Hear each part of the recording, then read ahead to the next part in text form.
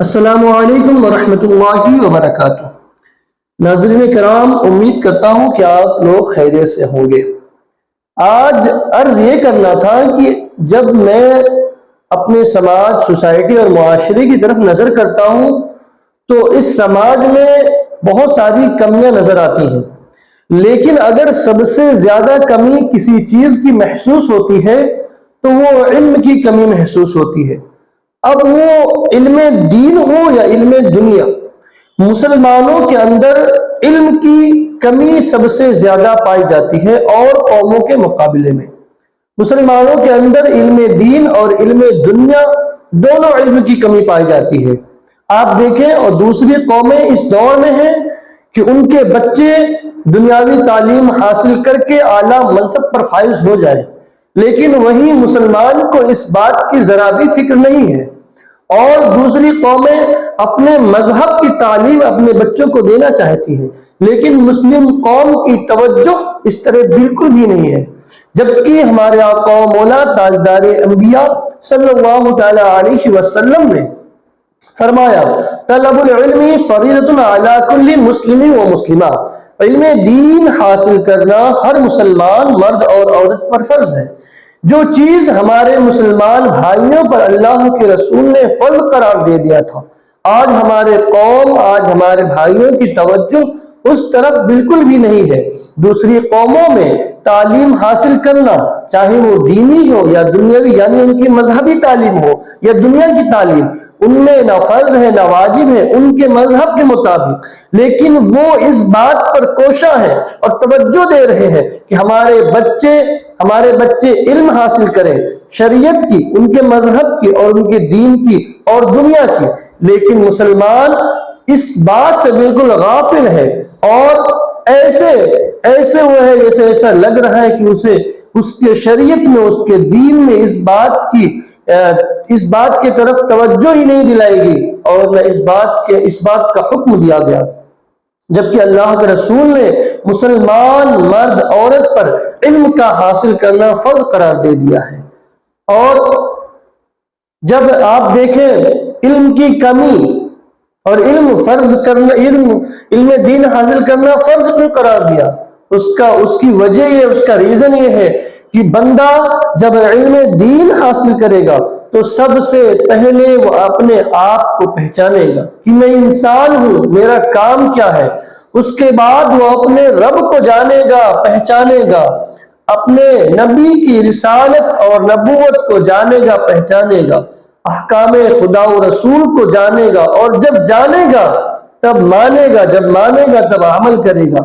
اسی طرح جب وہ بندہ علم دین حاصل کرے گا تو والدین کے حقوق، اور اگر والدین کے پاس علم کی دولت ہوگی تو اولاد کے حقوق، شوہر اگر علم والا ہوگا تو بیوی کے حقوق، بیوی اگر علم والی ہوگی تو شوہر کے حقوق، والدین اگر علم والے ہوں گے تو اولاد کے حقوق، اسی طرح پڑوسیوں کے حقوق۔ جب بندہ علم دین حاصل کرے گا تو ان ساری چیزوں کا علم ہوگا، اور جب علم ہوگا تو ان باتوں پر وہ عمل کرے گا۔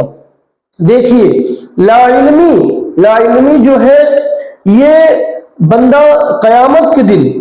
لا علمی کا بہانہ نہیں کر سکتا۔ جب اللہ رب العزت کی بارگاہ میں سوال ہوگا کہ تمہاری نمازیں صحیح کیوں نہیں ہیں، تمہارے عبادات صحیح کیوں نہیں ہیں، تمہارے سلوک جو تم نے والدین یا اولاد یا پڑوسیوں کے ساتھ کیے وہ صحیح نہیں ہے، تم نے اللہ و رسول کا حق ادا نہیں کیا، تو بندہ اگر یہ کہے کہ رب تعالی مجھے ان باتوں کا علم نہیں تھا تو اس کا یہ عذر بارگاہ خداوندی میں قبول نہیں کیا جائے گا۔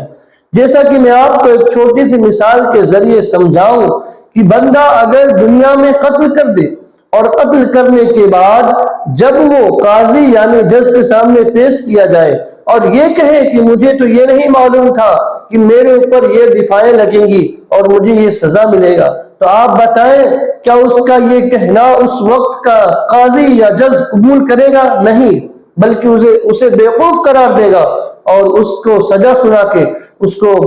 زندان میں ڈال دیا جائے گا۔ بالکل یہی حال ہے، اگر کوئی لا علمی کا بہانہ کرے گا تو اس کا لا علمی کا بہانہ کرنا بارگاہ خداوندی میں کارگر نہ ہوگا۔ اسی لیے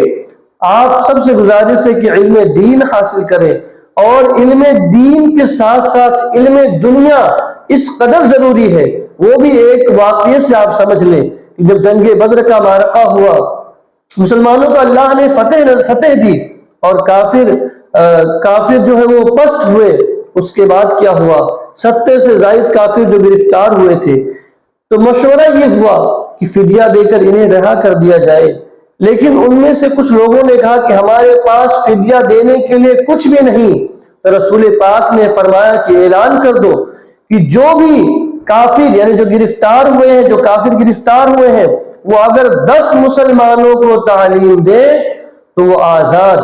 اب آپ مجھے بتائیں کہ ان کافروں کے پاس کون سا دین کا علم تھا؟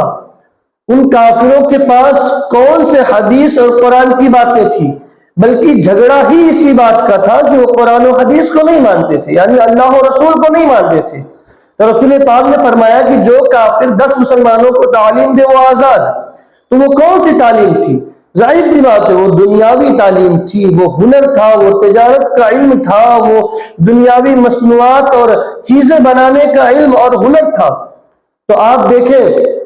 کہ علم دین کے ساتھ ساتھ علم دنیا کی کیا اہمیت ہے، کہ جس کو رسول پاک خود فرماتے ہیں کہ اگر مسلمانوں کو اس کی تعلیم دیا جائے تو اسے آزاد کر دیا جائے۔ دوسری بات، انسان کو اللہ نے 2 دماغ عطا کیے ہیں، ایک چھوٹا ایک بڑا، 2 ہاتھ ہے، 2 کان ہے، 2 ناک ہے، 2 آنکھیں ہیں۔ اگر انسان کی ایک آنکھ نہ رہے تو وہ ناقص کہلائے گا، ایک ہاتھ نہ رہے تو وہ ناقص کہلائے گا، ایک کان نہ رہے تو وہ ناقص کہلائے گا۔ اسی طرح اگر انسان